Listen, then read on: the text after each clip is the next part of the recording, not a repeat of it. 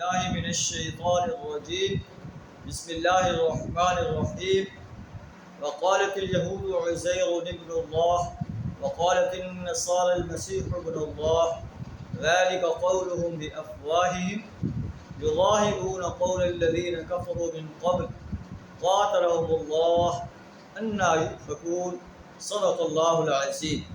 سورہ التوبہ کی آیت نمبر 30 آپ کے سامنے تلاوت کی ہے۔ اس کا ترجمہ کچھ اس طرح ہے، وقالت اليہود عزیر ابن اللہ، یہود کہتے ہیں کہ عزیر اللہ کا بیٹا ہے۔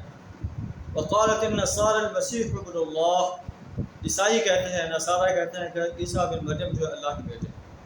ذلک قولهم بافواہہم، یہ ان کے منہ کی باتیں ہیں، بے حقیقت باتیں ہیں جو اپنی زبانوں سے نکالتے ہیں۔ یظاہرون قول الذین کفروا من قبل، ان لوگوں کی دیکھا دیکھی جو ان سے پہلے کفر میں مبتلا ہوئے۔ قاتلهم اللہ، اللہ کی مار ان پر۔ انا یؤفکون، یہ کہاں سے دھوکہ کھا رہے ہیں۔ تو یہ یہاں یہود کے عقائد بیان کیے جا رہے ہیں کہ یہودی عزیر کو اور نصارہ جو ہے حضرت عیسیٰ بن مریم کو اللہ کا بیٹا قرار دیتے ہیں، حالانکہ اللہ کا کوئی بیٹا نہیں۔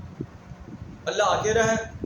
قل هو اللہ احد، کہہ دیجیے نبی صلی اللہ علیہ وسلم اللہ اکیلا ہے، اللہ الصمد، اللہ بے نیاز، لم یلد ولم یولد، نہ اس کی کوئی اولاد ہے نہ وہ کسی کی اولاد ہے، ولم یکن له کفوا احد، اور نہ کوئی اس کی برابری کرنے والا ہے۔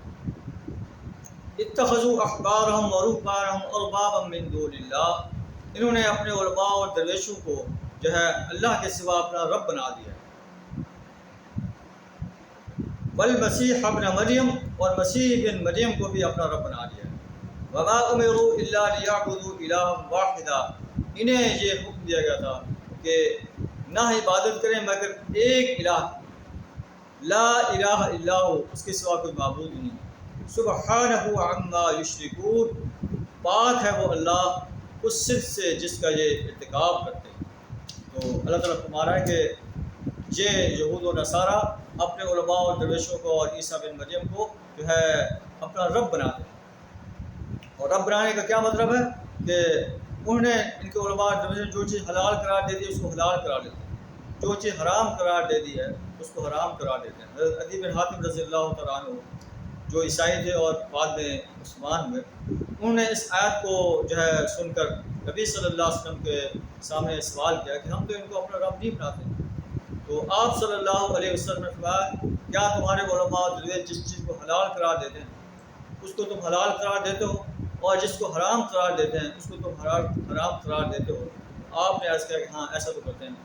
آپ صلی اللہ علیہ وسلم نے فرمایا کہ یہی ان کو رب بنا دینا ہے کہ حلال و حرام کا جو طریقہ ہے جس نے مقرر کیا ہے اس کے آرڈر کو فالو کیا جائے، اللہ ہے، اللہ کو رب مانا جائے۔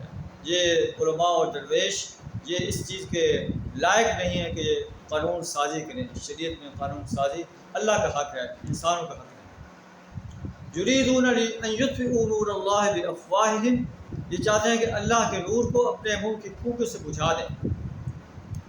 ویأبی اللہ الا ان یتم نورہ، اور اللہ اس بات کا انکار کرتا ہے، اللہ تو یہ چاہتا ہے کہ اپنے نور کو مکمل کر دے، نور جو ہے اسلام کو مکمل کر دے۔